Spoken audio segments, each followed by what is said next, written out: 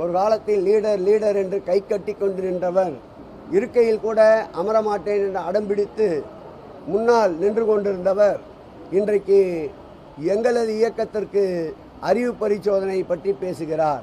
உண்மைதான், அவர்கள் பரிசோதித்துக் கொள்ள வேண்டிய இடம் கீழ்ப்பாக்க மனநல மருத்துவமனை என்பதை இந்த நேரத்தில் அழுத்தம் திருத்தமாக கூறிக்கொள்ள கடமைப்பட்டிருக்கின்றேன். 60 ஆண்டுகளை கடந்த ஒரு அரசியல் பாதையை விரலில் நகம் முளைத்த காலம் முதல் கொண்டு தமிழகத்தில் தன்னுடைய கால் படாத இடமே இல்லை என்ற அளவில் அரசியல் தீர்க்க தரிசனத்தோடு இன்று இருக்கின்ற அரசியல் தலைவர்களில் தமிழகத்தில் முதன்மையான முதிர்ச்சி பெற்ற ஒரு தலைவர் உண்டென்றால் அது திராவிட முன்னேற்ற கழகத்தின் தலைவர், இந்தியாவின் இரும்பு மனிதர் முத்துவேல் கருணாநிதி ஸ்டாலின் ஒருவரை தவிர வேறு யாரையும் சொல்ல முடியாது.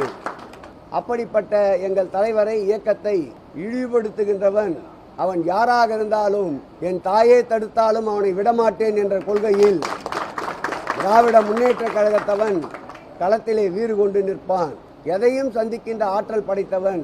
முதல் தேர்தலை சந்திக்க வருகின்றவர்களுக்கு 75 ஆண்டு காலம் பவள விழா கண்ட இயக்கம் பால்வாடி இயக்கத்திற்கு நிச்சயம் இந்த தேர்தலிலே பாடம் சொல்லும் என்பதை இந்த நேரத்தில் நான் தெரிவித்துக் கொள்ள கடமைப்பட்டிருக்கின்றேன். இனி வார்த்தை அம்புகள் எதிர்முனையிலிருந்து எப்படி வருகின்றதோ அதே அளவிற்கு திருப்பி பன்மடங்கு அடிக்கின்ற வல்லமை திராவிட முன்னேற்ற கழகத்திற்கு இருக்கின்றது என்பதை வருகின்ற காலத்தில் களத்திலே நிரூபித்து காட்டுவோம்.